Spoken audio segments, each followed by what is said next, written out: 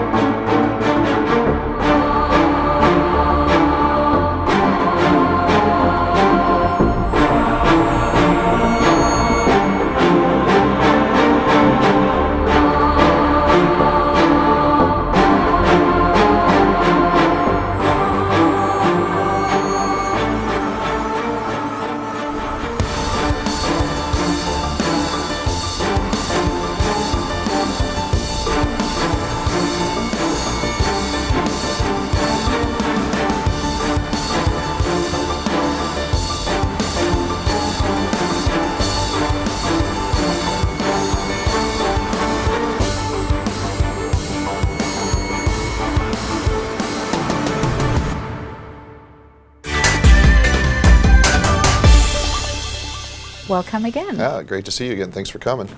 Thank you so much for having us in your office here at the state capitol, in the beautiful capitol in Sacramento. And I know how busy you are, Assemblyman Flora, but you always make time for the Assyrian community to address our issues and to give us follow-ups and to meet with us. So thank you for that. No, pleasure's mine. It's been a great honor to get to know the community and proud to represent them. So. Same here. We really appreciate the opportunity. Last time we met at the district office in Modesto, you shared with us some of the bills you were working on. You shared with us what you had been supporting. Can you give us an update, particularly about some of the bills that you had been working on, 1914, AB 2013, and AB 2907? Yes, so absolutely. In bill numbers, they can get a little bit confusing. So AB 1914 is a DSS criminal investigation. Actually last year, the state did an audit on our skilled nursing facilities. And right now, there is a significant amount of crimes that you've a convicted felon, you've done your time, and then you're out. But if you are a felon of pimping, pandering, rape, there's apparently 12 different versions of rape. 7 of them are exemptable crimes. We didn't feel it was right that those folks had the opportunity to work with some of our most vulnerable community members, whether it's in a skilled nursing facility or in our child care system. So we're trying to run a bill to shore up that the Department of Health Services cannot exempt those crimes anymore. And it seems like a very simple fix, and it's going very well. We want people to go through rehabilitation. We're strong proponents of rehabilitation, and if you do a crime, you shouldn't be punished for the rest of your life once you have served your penalties. However, if you have raped somebody or you have been convicted of identity theft, we don't feel that you should work with our vulnerable community members. If you're a recovering alcoholic, working at a bar or a liquor store is probably not a great idea. And this is kind of along the same line of thinking. We certainly want to support these community members and get them back on their feet. We just think that there should be some guidelines set for people that cannot protect themselves. So these guidelines are for the protection of the vulnerable, including our seniors. Very much so. Are disabled, and this could be at any age. Correct. That would come in contact. That's so correct. That means a lot to those who maybe aren't aware that you've been working on that will give them that peace of mind for their own protection. Well, and a lot of family members, both of my grandparents were in skilled nursing facilities, later in life, and they were awesome facilities. But as family members, we don't know who's taking care of our loved ones. And so it gives also some comfort for the family members of those loved ones that their loved ones are in good hands, that they're not being taken advantage of. So that's just one of those things, just an added protection, for our families. So That's awesome. And I'm sure we'll have more updates on that and how For it sure. actually, when it will be passed and how it will get implemented and what it means to those who are actual care providers, what kind of background checks they need to go through and how this will affect everyone involved. Absolutely, and we're working with all the stakeholders to make sure we do not want to put another unburden or overburden on these particular facilities on how they hire people, because they have a hard time getting the right people and getting people to apply for these jobs. So they're very much involved with this process. So it's exciting. We don't want to just blow up an industry, but we also want to make sure that the industry is protected and our family members are protected. Absolutely. That actually makes sense. There was another bill that you mentioned to us about church exemptions. And of course, coming from Turlock, as you know, we're known for how many churches we have throughout the state. Tell us a little bit more about that and how that affects the status of churches and their exemption status. So last year we ran a bill in the state, which I did not support, that outlawed guns on school property. Or within 1,000 feet. So previously, since 1995 until last year, a superintendent of a school could authorize somebody, or somebody appointed by that person could authorize somebody to carry a concealed weapon on school property. So if you had a trained custodial worker or a janitor or a maintenance guy and something bad happened at the school, they would have concealed weapons and they could be able to respond to that, which was a good thing in my opinion. Last year we ran a bill that outlawed that. You can no longer have the ability to carry on school properties. I did not like that bill, just because I don't like the idea of advertising soft targets. Right now, if somebody wants to do harm to our family members, they know that they can go to a school in California and there will be no guns. They also know that the cops' average response time is 6 minutes. So now we've allowed them the opportunity to kill our kids without any direct recourse, at least for the first 6 minutes. Where that comes into the churches, though, is our private schools. So Modesto Christian, Turlock Christian, some of those groups that have churches that are connected to schools, the churches can no longer carry guns on Sundays. So people assigned to church security teams can no longer carry on Sundays. So now not only made our schools vulnerable, our churches and our congregations are vulnerable. And so once again, we've just created this soft target aspect of it. So this particular bill would exempt churches out of that, would allow people that are on church property, that are on the security team, that have concealed weapons permits to carry at the church. So it's a very, very controversial bill. It doesn't seem like it should be, to be quite honest with you, because we're not going after the school aspect of it. We're just trying to get the churches out of it so the church community can be safe. Because right now, if you have a church on school property and you have a church a mile down the road that can carry, and then this one cannot, where do you think the criminal is going to go to? So now the state has picked winners and losers, and I just don't particularly like that. We want local control in this matter. We want churches, no matter what you think of this. If you want to have armed security that are concealed underneath their suit coats, that should be your prerogative, not the state saying it's illegal. So now the upside to this is within our county, both the DA and the sheriff has said in Stanislaus County, they will not prosecute this. So they're not at the criminal aspect, but it will absolutely open you up for civil lawsuits. So if you did have a gun and you did respond to a situation and you neutralize that situation, you still could be held civilly responsible because you technically are breaking the law.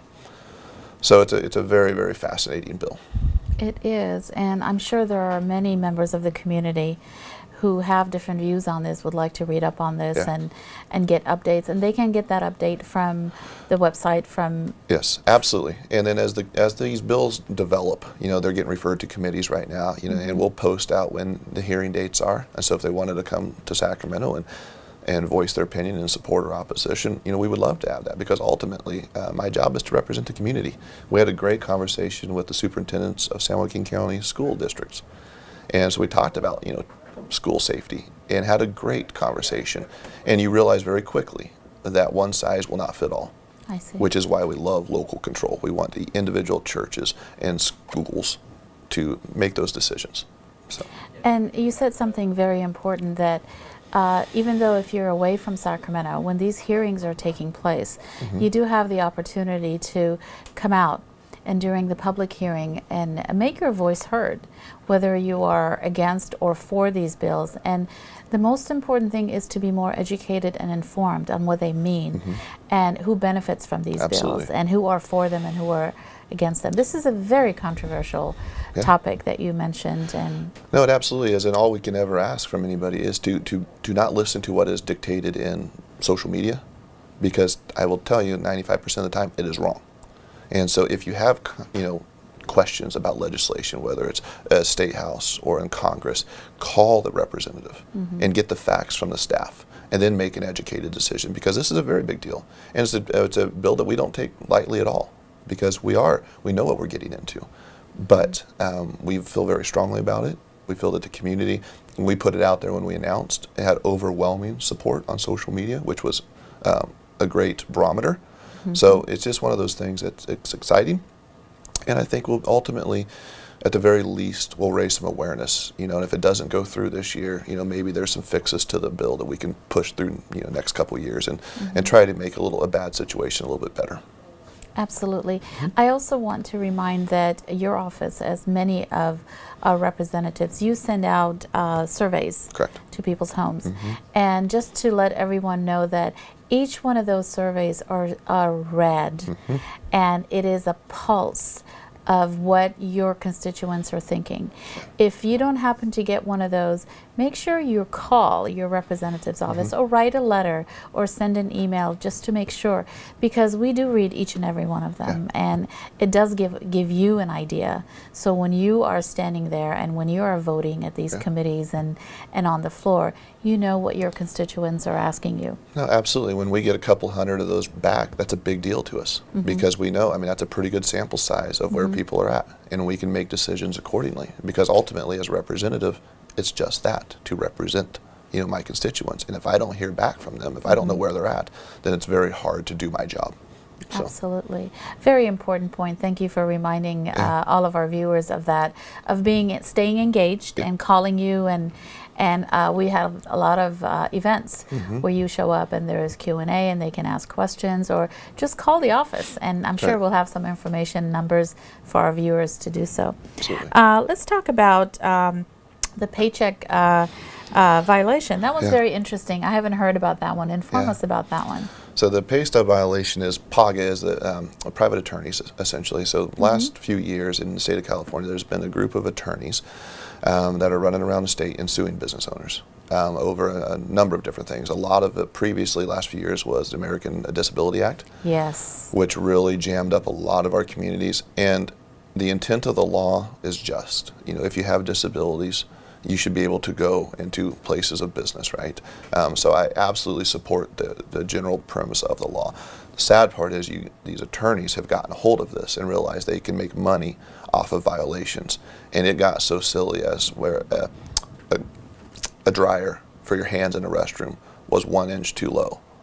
That's a violation. It's a code violation. It's a code violation. And so they would really nitpick, and they would send people into restaurants, into gas stations, and with measuring tapes and cameras to find violations, and then they would sue them.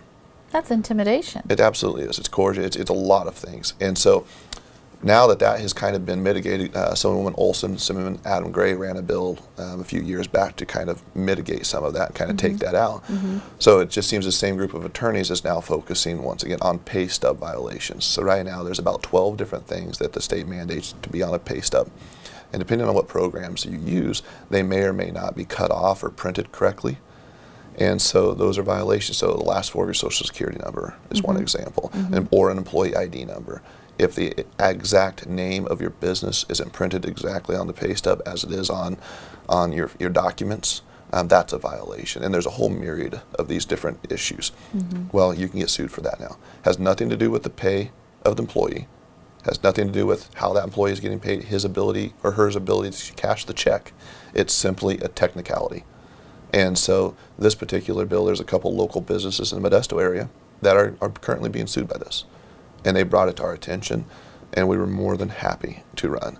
And it's been a great opportunity, because even some of our labor groups are very, very concerned about this, because they know if some of these businesses go out of business for these, and these are big fines. They can be upwards to 7 figures I mean, they're massive fines. Well, people can't afford that. Correct. And so if these attorneys are suing our businesses out of existence for a violation on a pay stub, then all those folks lose their jobs. And we just think that's a very, very big overreach. So our bill would allow the business 60 days right to fix. And so we're excited about that. And I think we're going to be successful with it. So. That's amazing. I think more business owners need to know about exactly how this bill would benefit small business owners. When the ADA violation whole case came out, there were a lot of business owners that would just lock up their doors and just leave, not knowing that they had opportunities or some kind of a remedy. Right. And very important. You know, we had a conversation with our district attorney, Brigitte Flatiger, and she informed us about something very important that we want every one of our viewers to know about, which is the education of propositions versus legislation. Absolutely. And the danger between what a proposition is and how it's written and who's behind it versus a legislation where it has to do with lawmakers, legislatures coming together, and they do hearings and they find out what it entails, who benefits from it. Whereas the proposition, the way it's written, you really don't know what it means. A lot, especially when they're 20 pages long, for example. So the fact that when we hear from you, our representative in the Assembly, and you hear from your constituents about how this actually affects business owners and average people who are just trying to make a living, and how they are protected from these scams. Extremely important. No, absolutely. And, you know, we don't want to protect the bad business owners out there. If they're violating the law, then they need to be dealt with. You know, it goes both ways. And that's something that is frustrating because there are bad actors in all of our communities. There's people that are not. They're taking advantage of the system. And the problem that I have with that is it gives everybody else a bad name. And so, you know, when we deal with these payroll stub violations and some of these smaller things, there was a genesis for this. It started by someone doing something wrong, and then it just grows into this moneymaker for private attorneys. And it's a complete overreach of what the intent was actually there for. And the loopholes. And the loopholes. There's always someone sitting out there finding a loophole to jump through. This actually originated from a lady that worked at a payroll company that did payroll for businesses, and she is the one that turned over the information to these attorneys to go after these particular companies. Interesting. That's a great piece of information there. Be careful of how much information you have. So, you know, it's just a fascinating bill, and I think we'll be successful with it as well. Okay, so, wonderful. Thank you so much for giving us a few moments of your schedule. I know you're extremely busy, for giving us the updates and continuing to represent us from the 12th District at the State Assembly. And please let us know how, I know you will be attending the Assyrian Genocide Remembrance August 7th. Correct. You've already committed to that at the Assyrian American Civic Club. For all of our viewers who would like to meet our Assemblyman, Assemblyman Heath Flora, please attend on August 7th, which, as you know, is a very important commemorative day for our community and for our history. So again, thank you for your time. And in closing, if you'd like to say anything to our viewers until we meet again. Yes. No, just thank you again. It's been a great privilege to get to know the Assyrian community, and whatever we can do, please reach out to us. My job is to represent all of you, and I take that very, very seriously. So thank you. Have a great day. Thank you. Thank you, Carmen. Appreciate it. We'll see you next time on the Modern Assyrian program. My name is Carmen Morad.